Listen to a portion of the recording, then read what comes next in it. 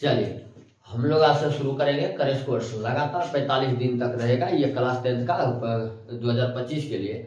और 2025 में चाहते हैं आप लोग कि 400 प्लस नंबर आए, तो आप लोग हमारे साथ जुड़िए और लगातार क्लास चलता रहेगा। हर विषय का सिर्फ मॉडल सेट दिया जाएगा और मॉडल सेट के साथ साथ जो अपना पीवीआई होगा वो पीवीआई क्वेश्चन सभी के सभी कवर किया जाएगा वीडियो के माध्यम से। तो आप लोग जुड़िए और चैनल पर बने रहिए और लगातार आप लोग ध्यान से देखिए और जब भी पढ़ने बैठे तो कॉपी और कलम साथ में रखिए। तो चलिए अब हम लोग शुरू करेंगे आज अम्ल, क्षार और लवण। लगभग 5 से 7 नंबर आपको यहाँ से पूछा ही जाएगा। तो हम लोग अम्ल, क्षार और लवण को पूरी तरह से कॉन्फिडेंस के साथ एकदम देखते हैं और याद हो जाएगा सबको क्लास में ही। तो एकदम ध्यान से पढ़िए। चलिए शुरू करते हैं हम लोग एसिड। चलिए क्या होता है एसिड? एसिड के बारे में देखिए हम लोग सबसे पहले हम लोग एसिड पढ़ेंगे। तो क्या होता है एसिड? एसिड को हम लोग हिंदी में कहते हैं अम्ल। क्या कहते हैं? अम्ल कहते हैं। और इसी को हम लोग उर्दू भाषा में क्या कहते हैं? तेजाब कहते हैं। तेजाब, ये बात एक ही है। तेजाब, तेजाब जानते हैं आप लोग, कम से कम इसको तो समझ ही जाते हैं। तेजाब जो होता है जलाने का काम करता है, हमारे शरीर को जलन महसूस कराते हैं, ये जला देते हैं। तो जलनशील होता है, ऐसा जरूरी नहीं है, सबका पावर अलग अलग होता है। तो इसका जैसे हम लोग देखें तो एक ही चीज होता है। एसिड अगर कहे तो एसिड का मतलब ये हो जाएगा जलना। मतलब कि लोग को ऐसे भ्रम हो गया, जबकि एसिड का ये मतलब नहीं है कि हमेशा जलाएगा ही, कि शरीर को पड़ने से जल ही जाएगा। सबका पावर अलग अलग होता है। जैसे हम आपको एक मुक्का मारे, आपको कुछ बिगड़ने वाला नहीं है। लेकिन हमारे जैसा ही एक आदमी है ग्रेट खल्ली, जो WWE में है, अगर वो एक मुक्का मारे तो सीधे धरती में धंसा देगा। मतलब दोनों का पावर क्या है? अलग अलग है। सेम उसी तरह से एसिड में बहुत सारे में एसिड होता है, लेकिन सबका पावर क्या होते हैं? अलग अलग होता है। तो सबसे पहले हम देखेंगे एसिड में, एसिड को पहचानने का तरीका क्या है, एसिड का पहचान क्या है। सबसे पहला एसिड का पहचान है कि ये स्वाद में खट्टा होता है। सबसे पहला बात याद रखना है कि स्वाद में कैसा होता है, इसका स्वाद जो होता है खट्टा होता है। स्वाद कैसा होता है? खट्टा। ये इसका बेसिक चीज। जहां भी चीज खट्टा लगे सबके सब में क्या पाया जाएगा? एसिड पाया जाएगा। जैसे भी देखेंगे नींबू देखे, संतरा देखे, ये सब जो खट्टा चीज होते हैं सब में क्या पाया जाता है? तो एसिड पाया जाता है। चलिए अब हम लोग देखेंगे कि अब एसिड जैसे जला तो जला तो गुस्सा आएगा, और गुस्सा आएगा तो कैसा होगा? मन लाल हो जाएगा। तो याद रखेंगे नीले लिटमस पत्र को लाल कर देता है। तो ये नीला लिटमस पत्र को कैसा कर देता है? लाल कर देता है। तो यहाँ से भी ऑब्जेक्टिव पूछता है लाल। जो नीले लिटमस पत्र को लाल कर देता है कहलाता है, क्या कहलाता है? एसिड कहलाता है। तो एक क्वेश्चन यहाँ से भी बनेगा, बहुत आसान सा क्वेश्चन है, ये सब कोई ज्यादा भारी नहीं है। तो पहला बात याद रखेंगे स्वाद में खट्टा होता है। दूसरा बात क्या याद रखना है? नीला लिटमस पत्र को कैसा कर देता है? लाल कर देता है। अब हम लोग देखेंगे इसका पीएच वैल्यू जो होता है, यानी पीएच मान 7 से कम होता है। इसका पीएच आगे पढ़ाएंगे पीएच का पूरा। तो पीएच मान जो होता है 7 से कम होता है, ऐसा लिख लीजिए। 7 से क्या होता है? कम होता है। तो ऐसा ध्यान में रखेंगे कि इसका पीएच 7 से कम होता है। एसिड के बारे में बहुत अच्छा से परिभाषा की, ये धातु से यदि अभिक्रिया करता है, यानी एसिड जो होता है अगर धातु से इसका अभिक्रिया करा दे, किससे अभिक्रिया करवा दे? धातु से। तो धातु से अभिक्रिया करके ये H+ आयन देता है, हाइड्रोजन निकलता है। जैसे हम देखें यहाँ पर कि Zn, रुकिए, H2SO4 ले लेते हैं। एक क्या है? H2SO4 एक एसिड है। इसका एक हम लोग अभिक्रिया करवा देते हैं धातु से। जैसे जिंक ले लेते हैं, जिंक के साथ इसका क्या करवा दिए? अभिक्रिया करा दिए धातु के साथ। ये बनता क्या है? तो ZnSO4 और प्लस का H2 बन जाता है, यानी हाइड्रोजन गैस बाहर निकल जाता है। तो ध्यान में रखेंगे कि क्या होता है, धातु से जब भी अभिक्रिया करता है एसिड तो हाइड्रोजन निकलता है, यानी H+ आयन निकलता है। और ये बताने वाला पहली बार वैज्ञानिक था आर्हेनियस। तो आर्हेनियस के अनुसार क्या हो गया परिभाषा कि एसिड जो है धातु से अभिक्रिया करने पर H+ आयन या हाइड्रोजन आयन प्रदान करता है। अब हाइड्रोजन आयन प्रदान करता है, इसका मतलब हम लोग समझेंगे और बहुत अच्छा से इसको समझना है। आपको पहचानने के लिए देगा इनमें से कौन एक अम्ल या अम्लीय पदार्थ है। तो ध्यान से देखिए कि यहाँ क्या कहा आर्हेनियस ने? आर्हेनियस ने कहा कि अगर एसिड से अभिक्रिया धातु का करवाएंगे तो उसमें क्या निकलेगा? हाइड्रोजन निकलेगा। इसका मतलब क्या है? इसका मतलब है कि एसिड में हाइड्रोजन पहले से होता है। देखिए कॉन्सेप्ट को सीखना है कि धातु से अभिक्रिया करने पर इसमें से क्या निकलता है, हाइड्रोजन निकलता है। इसका मतलब है कि इसमें पहले से क्या होता है, हाइड्रोजन होता है। तो हम कह सकते हैं कि हाइड्रोजन में एसिड में क्या होता है, एसिड में हाइड्रोजन होता है, हाइड्रोजन होता है। ये बात ध्यान रखेंगे। तो एक इसका एग्जांपल कैसे याद रखना है, जैसे हम देखिए HCl, HCl क्या है, हाइड्रोक्लोरिक अम्ल या क्लोरिक अम्ल कहते हैं इसको। HCl H2SO4 क्या है, हाइड्रोजन जिसमें लगा देखेंगे समझ जाएंगे वो क्या है, अम्ल है। जैसे HNO3, इस तरह से बहुत सारे ऑप्शंस है, बहुत सारे हैं एग्जांपल इनका। तो सिर्फ आपको पहचानना क्या है कि हाइड्रोजन लगा रहेगा, हाइड्रोजन होगा तो क्या होगा, HCl या हाइड्रोजन सल्फेट, बहुत सारे है, सल्फ्यूरिक अम्ल भी कहते हैं इसको। तो ये सब क्या है, अम्लीय पदार्थ है। तो पहचानने का एक तरीका हो गया कि हाइड्रोजन लगा होगा। ये पहचानने के लिए हम लोग ट्रिक देखते हैं कि ट्रिक के माध्यम से इसको याद करें, कोई याद करने की जरूरत नहीं है। यहाँ पर हम लोग सिर्फ इसको हम लोग कॉन्सेप्ट को समझ गए तो सब के सब बता देंगे।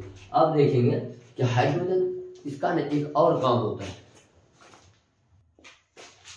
तो एक और चीज होता है कि एक और पहचान इनका याद रखेंगे कि इसमें ऑक्सीजन की जो संख्या होती है, ऑक्सीजन से भी पहचानना है। और सबसे मेन यही होगा, ऑक्सीजन, ऑक्सीजन की जो संख्या होगा वो 2 या 2 से अधिक होता है, 2 के बराबर यानी 2 भी हो सकता है या 2 से अधिक होगा, तब ये होगा एसिड। क्या होगा, एसिड। जैसे में देखें तो यहाँ देखिए, जैसे एक कार्बन है, कार्बन ऑक्सीजन कितने हैं, 1 है, तो ये अम्ल नहीं होगा, ये होता है उदासीन। क्या होते हैं, उदासीन होते हैं। लेकिन इसी में CO2 दे दे, कार्बन डाइऑक्साइड, इसमें अम्लीय गुण आ जाता है तो ये अम्ल हो जाएगा। इसी तरह से SO2 देखिए, क्या देखिए, SO2 NO2, जहां भी क्या हो जाए, ऑक्सीजन की संख्या 2 या 2 से अधिक हो जाए, ये सब के सब अम्लीय पदार्थ हो जाएगा। तो इसका भी एक पहचान हो गया। जब भी अम्लीय पदार्थ पूछा जाए, अम्लीय पदार्थ, तो उसमें हो सकता है हाइड्रोजन आपको देगा ही। जैसे अभी हम कॉन्सेप्ट में पढ़े थे कि एसिड में क्या होगा, हाइड्रोजन होगा। अगर हाइड्रोजन नहीं दिया तो ऑक्सीजन की संख्या 2 या 2 से अधिक होगा तो क्या कहलाएगा, अम्ल कहलाएगा। तो इतना चीज आप लोग ध्यान में रखेंगे। अब देखेंगे हम लोग कि इस पर कार्बन का क्या प्रभाव पड़ता है, कौन चीज का, कार्बन का प्रभाव। कार्बन का प्रभाव छोड़िए, पहले हम लोग सिद्धांत को समझ लेते हैं कि अम्ल का, एसिड का सिद्धांत क्या है। एसिड का मतलब परिभाषा किस किस ने दिया था। तो एक आरएनएस के अनुसार आप लोगों ने देख लिया कि धातु के साथ अभिक्रिया करके क्या देगा, हाइड्रोजन देता है। तो ये ध्यान में रखेंगे। अब बताइए हाइड्रोजन को यहाँ हम समझते हैं अलग से। हाइड्रोजन का कितना तो परमाणु संख्या है, 1। द्रव्यमान संख्या में कितना होता है, 1 होता है। आप लोग को न्यूट्रॉन की संख्या निकाल जाता है। न्यूट्रॉन की संख्या को क्या होता है कि द्रव्यमान संख्या में से परमाणु संख्या को घटा देते हैं, 1 - 1 यानी 0। यानी जो नाभिक में जो प्रोटॉन और न्यूट्रॉन रहता है, तो उन न्यूट्रॉन की संख्या क्या है, 0। मतलब कि इसमें न्यूट्रॉन होता ही नहीं, यानी हाइड्रोजन में न्यूट्रॉन नहीं होता है। इसका मतलब हम कह सकते हैं कि ऐसे कि एसिड को धातु से अभिक्रिया करना पर सिर्फ प्रोटॉन देता है। क्या देता है, प्रोटॉन देता है। यह तो कह सकते हैं, यहाँ पर हम प्रोटॉन भी तो लिख सकते थे। क्या हाइड्रोजन देता है, या हाइड्रोजन में तो न्यूट्रॉन है ही नहीं, सीधा कह सकते हैं हम लोग प्रोटॉन देता है। इस बात को सबसे पहले बताया था ब्रास्टेड एंड लेयरी। ब्रास्टेड एंड लेयरी, नाम लिखना हो तो लिख लीजिए, याद कर लीजिए क्या है ब्रास्टेड एंड लेयरी। तो आर्हेनियस ने कहा हाइड्रोजन देता है, ब्रास्टेड एंड लेयरी इसी को कह दिया प्रोटॉन देता है। ये कोई अलग बात नहीं बोले, इसी के बात पर कूद रहे हैं सब, तो कोई अलग बात नहीं बोले, सब उल्लू बनाने की काम कर रहा है। अब इसी में आया कि अगर ये प्रोटॉन देता है, क्या देता है, प्रोटॉन देता है, प्रोटॉन पर तो प्लस चार्ज होता है, प्रोटॉन पर कौन चार्ज होता है, इसके साथ अभिक्रिया करेगा, तो इसका मतलब है कि इसको प्रोटॉन देगा, यानी इलेक्ट्रॉन का क्या करेगा, ग्रहण। इलेक्ट्रॉन का क्या करेगा, ग्रहण। तो हम कह सकते हैं कि एसिड जो होता है, एसिड वो इलेक्ट्रॉन का क्या करता है, ग्रहण करता है। नहीं समझे, धातु है, धातु पर क्या होता है, प्लस आयन, ये इलेक्ट्रॉन का क्या करेगा, हमेशा त्याग करता है। धातु हमेशा इलेक्ट्रॉन का त्याग। तो किसके साथ अभिक्रिया कर रहा है, एसिड के साथ। तो एसिड क्या करेगा, इलेक्ट्रॉन का ग्रहण करेगा। इसी बात को सबसे पहले लुईस नामक वैज्ञानिक ने बताया था। लुईस नामक वैज्ञानिक ने, कि ये 3 सिद्धांत हो गए इनका, तो तीनों का आप लोग याद रखेंगे। कौन कौन हो गया, पहला हो गया आर्हेनियस, कौन हो गया, यहाँ पर हम लिख देते हैं आर, यहाँ पर लिख देते हैं, आप लोग बढ़िया से उतार लीजिएगा तीनों के। आर्हेनियस पहला क्या था, आरहेनियस, दूसरा था ब्रास्टन एंड लैरी, ब्रास्टन एंड लैरी, और तीसरा है लुइस। ये तीनों वैज्ञानिक के बारे में याद रखेंगे। इसने क्या कहा कि धातु से अभिक्रिया करके क्या देता है, हाइड्रोजन आयन देता है। ब्रास्टन एंड लैरी ने क्या कहा, क्या देता है, ये धातु से अभिक्रिया करके तो प्रोटॉन आयन देता है। और लुइस ने इसी का उल्टा कर दिया कि इसने इलेक्ट्रॉन ग्रहण करता है, यानी कि लुइस के अनुसार क्या होता है, एसिड जो होता है ग्रहण करता है। कौन चीज का ग्रहण करता है, तो इलेक्ट्रॉन का ग्रहण करता है, ये दे दिया। और लुइस को ही आधुनिक मान्यता मिली। तो ये नहीं कि आधुनिक मान्यता मिला है, आधुनिक मान्यता तो इसी को मिला है लुइस के अनुसार, यानी कि एसिड जो होते हैं इलेक्ट्रॉन का क्या करते हैं, ग्रहण करते हैं। लेकिन ये सब के सब बकलोर बना रहे हैं और कुछ नहीं किया है, सब के सब खुद कहाँ रहे हैं, तो ये आरहेनियस के सिद्धांत पर, आरहेनियस में सब कुछ छुपा है, इसी में से निकाल के अपना तरीका से बोल रहा है। जबकि बोलने के लिए अब ये तो बताए ना कि ये H+ है या प्रोटॉन का, ये बात एक ही है। अब प्रोटॉन जब ये धातु है तो इलेक्ट्रॉन का क्या करेगा, क्या करेगा, तो अभिक्रिया कराए जिसके साथ वो क्या करेगा, ग्रहण, तभी तो अभिक्रिया होगा। तो अभिक्रिया का इसका मतलब है कि ये क्या करता है, एसिड इलेक्ट्रॉन का ग्रहण करता है। इसी बात को कह करके लुइस ने आधुनिक मान्यता मिल गया लुइस के सिद्धांत को, समझिए ना। ये बकलोल बना रहे हैं और कुछ नहीं, वो सब के सब बेवकूफ बना रहे हैं। देखिए जैसे में मान लेते हैं एग्जाम्पल से समझिए इसको, कि जैसे मान लीजिए एक शादी हो गया, लीजिए एक बॉय एक गर्ल बना लेते हैं यहाँ पर, ये एक लड़का है, एगो एने छोटिया बना लेते हैं, छोटिया, हाँ हो गया। ये दोनों में मान लेते हैं ये है, ये क्या है, बी है, ये दोनों में शादी हो गया। शादी हुआ, शादी होने के बाद होगा क्या, ये लड़की विदाई होगा यहाँ से, अपने ससुराल जाएगी। यहाँ के लोग क्या होंगे, रोएंगे कि लड़की का क्या हो रहा है, बेटी की विदाई हो रहा है, यहाँ से लड़की की क्या हो रहा है, विदाई हो रहा है। और यहाँ पर लोग खुश होंगे, क्या क्यों खुश होंगे, क्योंकि यहाँ पर क्या हो रहा है, बहू का आगमन हो रहा है, पुतों का क्या हो रहा है, आगमन। यहाँ बेटे की विदाई, यहाँ पुतों का आगमन, यहाँ दुख यहाँ सुख। लेकिन असली में हो क्या रहा है, असली में हो रहा है बकलोरिया का ट्रांसफर, यहाँ से जा रहा है वहां, यानी नैयर से सासू की ओर, और कुछ नहीं हो रहा है, बकलोरिया का खाली ट्रांसफर हो रहा है। लेकिन इनको दो दो नाम से जानते हैं, कि बेटे की विदाई और इधर पुतों का आगमन। इसी तरह से इनका भी अलग अलग सिर्फ नाम है। चाहे प्रोटॉन का कहे, प्रोटॉन क्या करता है, या कह दे इलेक्ट्रॉन का ये क्या करता है, ग्रहण करता है। बात दोनों का एक ही था, खाली नाम अलग अलग था। ये सब बेवकूफ खाली बनाए थे और कुछ नहीं, लेकिन सबको सिद्धांत को हम लोग याद रखेंगे। अब हम लोग चलते हैं किस पर, तो कार्बन के प्रभाव पर। तो चलिए इसको आप लोग नोट कीजिए, आगे हम बढ़ते हैं। प्रभाव पड़ता है, चलिए देखते हैं एसिड पर कार्बन का प्रभाव। तो एसिड पर कार्बन का प्रभाव, और ये चीज आप लोगों को ध्यान रखना होगा, कार्बन का प्रभाव क्यों ध्यान रखेंगे, आगे चल के ये क्वेश्चन बहुत अच्छा बनाएगा। जब आपको प्रबल और दुर्बल से क्वेश्चन पूछा जाएगा तब ये बहुत काम का चीज बनेगा। तो चलिए हम लोग देखते हैं एसिड पर कार्बन का क्या प्रभाव पड़ता है। तो हम लोग इसको यादें कर लेंगे कि एसिड पर कार्बन का प्रभाव, कार्बन एसिड को, कार्बन जो होता है एसिड को कमजोर कर देता है, इसको यादें रख लेते, को कमजोर कर देता है।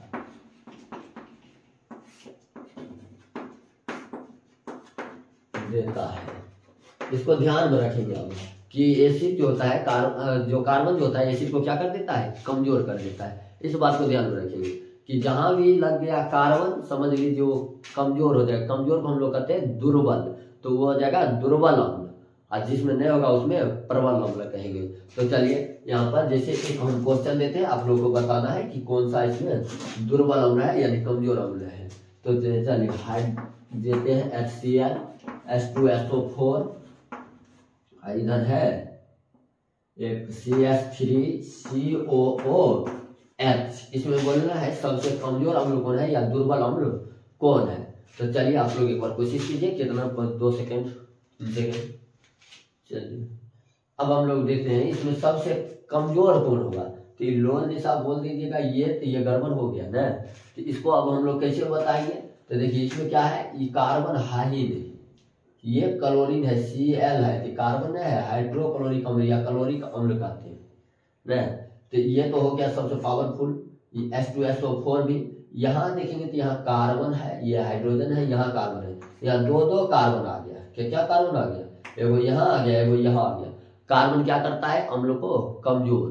तो इस बात से हम कह सकते हैं कि सबसे कमजोर अम्ल जो होगा CH3COOH होगा। तो इस तरह से आपको पहचाना है, जिसमें कार्बन लग जाए, जितना ज्यादा कार्बन लगेगा कमजोर उतना ही ज्यादा अम्ल हो जाएगा। तो चलिए इसके साथ हम लोग इसको देख लिए क्वेश्चन को। तो क्वेश्चन कैसे ही मारना है और पहचानने में कोई गलती ना हो, बस अम्ल को हम लोग यहाँ पर खत्म करते हैं। अब हम लोग देखेंगे भस्म को। अब भस्म को पहचानना और इसका सभी के सभी क्वेश्चन सॉल्व हो, ऐसा देखेंगे। भस्म यानी भस्म का इंग्लिश में कहते हैं हम लोग बेस। क्या बोलते हैं, बेस। बेस यानी भस्म, या भस्म को ही क्या कहा जाता है, राख कहा जाता है। क्या कहा जाता है, राख। कहता है हम जला के तुम्हें भस्म कर देंगे, यानी राख कर देंगे। बात एक होता है, भस्म कहिए या राख कहिए। और इसी को इंग्लिश में क्या कहते हैं, बेस कहते हैं। सबसे पहला बात क्या याद रखेंगे, जब हम इसको जल में घोल देते हैं, किसमें घोल देते हैं, जल में घोल देते हैं, तो इसको हम लोग कहते हैं क्षार। क्या कहते हैं, एल्कली यानी क्षार कहते हैं। तो ये ध्यान में रखेंगे। तो क्या कहेंगे, भस्म के जलीय विलयन को क्षार कहते हैं। तो पूछेगा भस्म के जलीय विलयन को क्या कहा जाता है, तो क्षार कहा जाता है।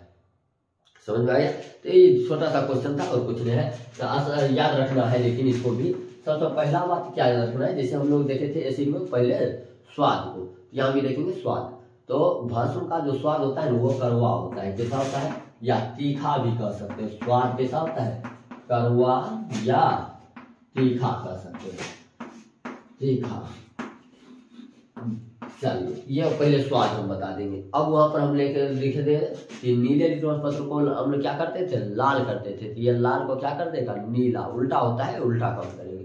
तो क्या कहेंगे, ये लाल लिटमस पत्र को कैसा कर देता है, नीला कर देता है, नीला कर देता है। ध्यान में रखना है ये सबको।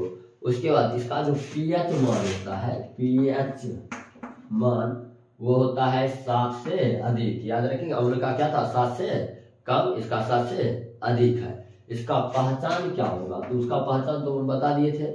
इनका पहचान देखेंगे, इनका पहचान हो जाएगा कौन चीज, OH minus ion. OH minus ion यह अभिक्रिया करेगा, क्या देगा, OH माइनस आयन देगा।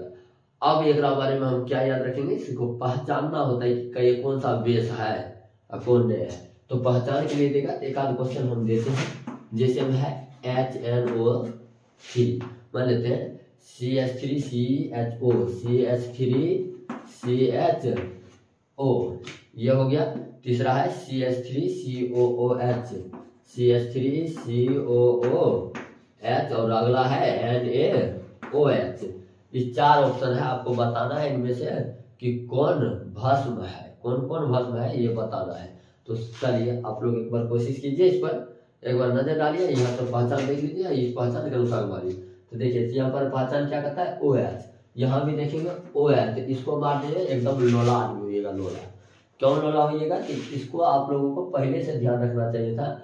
ये अभिक्रियाशील समूह आप लोग पढ़े होंगे, कार्बोक्सिलिक अम्ल का अभिक्रियाशील समूह होता है COOH।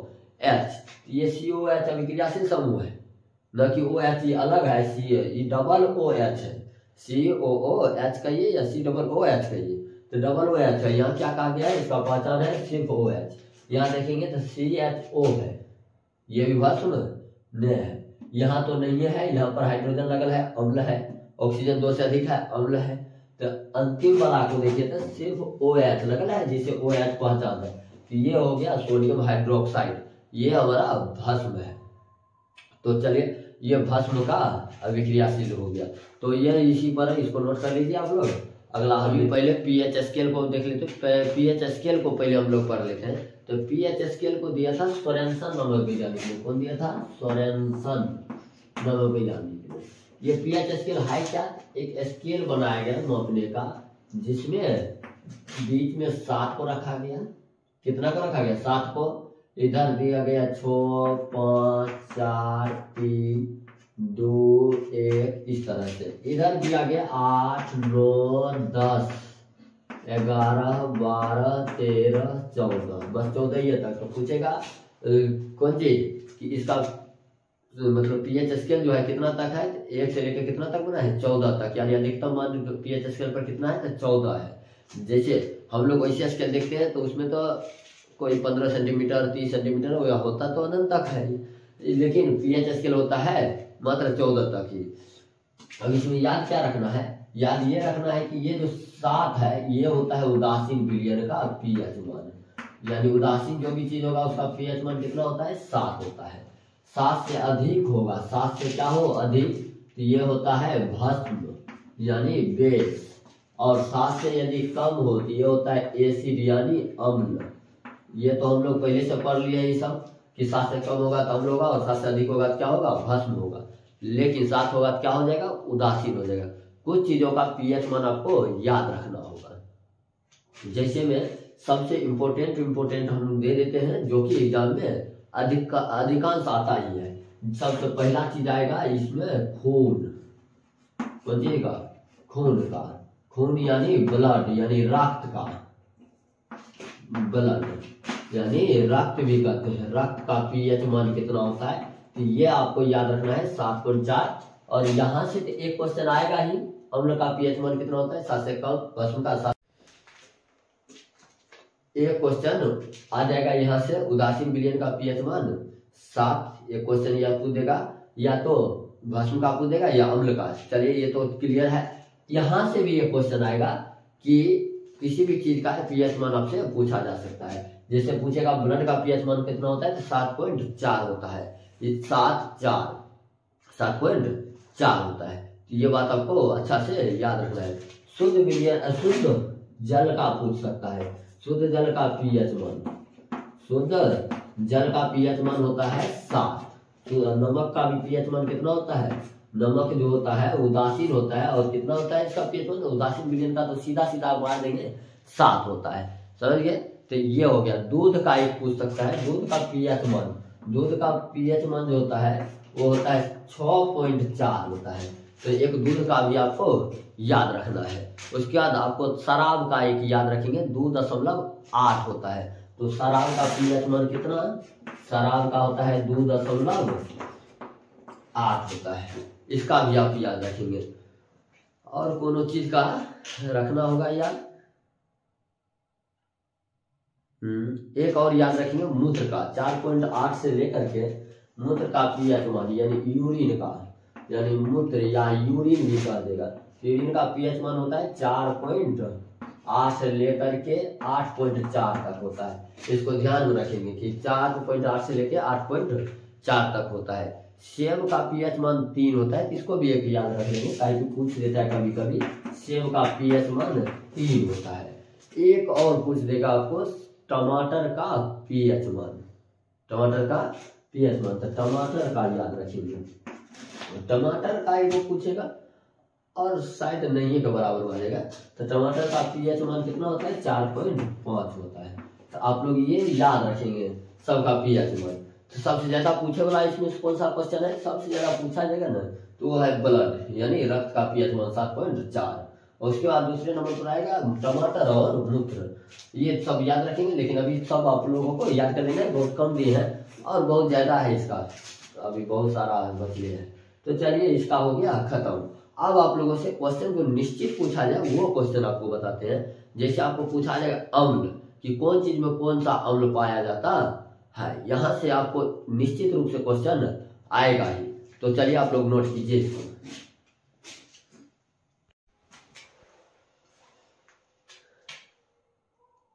चलिए अब हम लोग देखते हैं, यहाँ से भी एक निश्चित क्वेश्चन है, कोई रोकने वाला नहीं है। एग्जामिनर खुद नहीं रोक पाएगा कि एग्जाम में इससे क्वेश्चन न दे, ऐसा कभी हो नहीं सकता है। तो यहाँ 100% गारंटी वाला सब क्वेश्चन करवाया जा रहा है। तो हम लोग क्रैश कोर्स में आप लोग पूरे ध्यान से एकदम जो भी चीज दिया जाए एकदम टॉपिक की तरह एकदम रट जाइए उसको, एकदम लगे कि अब इससे क्वेश्चन आए तो छूटे नहीं, इस तरह से तैयारी कर लीजिए। 400 नंबर पक्का तो है ही। और यही इसी तरीका से लगातार इस क्रैश कोर्स में आप लोग लगातार लगे रहिए। तो चलते हैं हम लोग, देखते हैं कि प्राकृतिक स्रोत है और उसमें पाए जाने वाले अम्ल है। हर हाल में आना है क्वेश्चन इससे। तो सबसे पहला देखेंगे कि संतरा या नींबू में जब पूछा जाएगा कि संतरा में पूछे या नींबू में पूछे तो सिट्रिक अम्ल पाया जाता है। पूछेगा संतरा में कौन सा अम्ल पाया जाता है, तो सिट्रिक अम्ल। नींबू में सिट्रिक अम्ल। इसी तरह सेब में पाया जाता है मैलिक अम्ल। इसी तरह से सिरका में एसिटिक अम्ल। एसिटिक अम्ल का परिभाषा कभी कभी दे देता है, 6 से 8% एसिटिक अम्ल को ही क्या कहते हैं, सिरका कहते हैं, तो ध्यान में भी रखेंगे। अब है इमली या अंगूर में, इमली में भी वही, अंगूर में भी वही, यानी टार्ट्रिक अम्ल पाया जाता है। इमली और अंगूर में टार्ट्रिक अम्ल। इसी तरह से टमाटर में ऑक्जेलिक अम्ल। सबसे ज्यादा पूछता है टमाटर का और संतरा का, तो ज्यादातर पाया, या इमली का भी। तो याद रखेंगे। दही में पाया जाता है लैक्टिक, दही को इकट्ठा दूध कहते हैं, तो लैक्टिक अम्ल पाया जाता है। इसको भी बहुत ज्यादा करके ध्यान रखना है। अब देखेंगे हम लोग लास्ट में कि चींटी, चींटी जो काटता है ना, तो डंक लगता है तो बहुत लहर मारता है। उसी तरह से हम लोग देखते हैं कि मधुमक्खी भी काटता है तो इसी तरह का लहर होता है। बिरनी, बिरनी समझते हैं ना, मधुमक्खी का ही बड़ा रूप होता है, पीला पीला बिरनी के डंक। ये जो डंक मारता है, इसका डंक में होता है कौन सा एसिड होता है, तो मेथेनोइक एसिड होता है। तो मेथेनोइक, मात्र ये 7 याद करिए, हर हाल में क्वेश्चन आना है। तो चलिए ये भी खत्म हो गया, निश्चित क्वेश्चन है। अगला हम लोग सॉल्ट अब पढ़ते हैं और खत्म करते हैं बैच को। चलिए इसको उतार लीजिए। लास्ट देखेंगे सॉल्ट, यानी क्या कहते हैं हम लोग, लवण। तो चलिए लवण पढ़ते हैं और खत्म हो जाएगा ये टॉपिक हमारा। लवण को ये हम लोग नमक भी कहते हैं, क्या कहते हैं, नमक, या इंग्लिश में इसी को कहते हैं सॉल्ट। क्या कहा जाता है, सॉल्ट कहा जाता है। तो ये हो गया हमारा लवण। तो लवण पढ़ते, लवण का सबसे मेन चीज जो याद रखना है, इसका पीएच वैल्यू याद रखना है। पीएच मान होता है वो 7 के बराबर होता है। तो 7 को बराबर होगा तो बोलिए क्या होगा, उदासीन होगा। जिसका पीएच मान 7 होता है वो तो उदासीन होता है, तो हम बता दिए थे पीएच स्केल पर। तो ये होता है उदासीन, यानी लवण जो होते हैं उदासीन होते हैं, और इसका पीएच मान कितना होता है, 7 होता है। ये 2 बात याद रखना है। उसके बाद याद क्या रखना है, अब लवण बनता कैसे, मेन चीज ये है। तो हम लोग करते क्या है, एसिड के साथ, किसके साथ, एसिड यानी अम्ल के साथ जब भस्म यानी बेस का अभिक्रिया करवा देते हैं, अम्ल के साथ जब भस्म का अभिक्रिया करवाया जाता है तब लवण बनता है। कौन सी बनता है, लवण, यानी सॉल्ट, तथा साथ में जल बनता है। क्या बन जाता है, जल। इसका एग्जाम्पल्स हम लोग देखेंगे। एग्जाम्पल से देखें तो HCl को ले लेते हैं। ये क्या है HCl, तो हाइड्रोजन लगा तो एसिड हो गया, प्लस NaOH ले लेते हैं, OH लगा तो क्या हो गया, बेस हो गया। एसिड के साथ बेस का अभिक्रिया, अम्ल के साथ भस्म का अभिक्रिया करवाए तो क्या बन जाएगा, NaCl, इधर से H2, NaCl और प्लस का H2O। NaCl क्या है, यही तो है लवण, यानी नमक का सूत्र यही ना है। तो इसे याद भी रखना है, साधारण नमक का सूत्र यही हो जाता है। इसको नमक कहते हैं या साधारण नमक भी कहते हैं। तो बातें क्या है, आइए जल बन गया। तो हम लोग कह सकते हैं कि लवण जो होता है एसिड और बेस यानी अम्ल और भस्म की अभिक्रिया कराने पर लवण तथा जल बनता है। इसका अभिक्रिया पूछेगा, इसमें कौन सा अभिक्रिया है, तो कैसा होता है लवण, तो उदासीन होता है। तो इसी को उदासीनीकरण अभिक्रिया भी कहते हैं। तो हम फर्स्ट चैप्टर में भी पढ़ चुके हो उदासीन अभिक्रिया, उदासीनीकरण। तो उदासीनीकरण अभिक्रिया यही होता है, एसिड के साथ बेस को जब अभिक्रिया करवा देते हैं तो लवण और जल बनता है। इसी अभिक्रिया को हम लोग उदासीकरण अभिक्रिया कहते हैं। तो चलिए इसी के साथ जैन खत्म हुआ, पूरा ये टॉपिक, पूरा चैप्टर ही खत्म हो गया। इस चैप्टर से जो भी क्वेश्चन आएगा एक भी छूटेगा नहीं, बस आपको इसको पूरी तरह से एकदम कब्जा में कर लीजिए, यानी याद कर लेना है आप लोगों को। और लगातार जुड़िए। अगला हम लोग धातु और अधातु का सबसे मेन टॉपिक है, और जितना भी क्वेश्चन बनेगा एक एक क्वेश्चन को हम कवर करेंगे अगले साइंस के वीडियो में। और हम लोग मैथ का भी वीडियो डालेंगे, और मैथ का जो वीडियो होगा, मैथ में भी सिर्फ क्वेश्चन जो एग्जाम के व्यू से डाला जाएगा और मॉडल पेपर से भी डाला जाएगा। मॉडल पेपर का जितना भी ऑब्जेक्टिव सब्जेक्टिव होगा सब करवाया जाएगा। तो लगातार खाली बने रहिए और चैनल के साथ जुड़े रहिए। चलिए धन्यवाद, थैंक यू।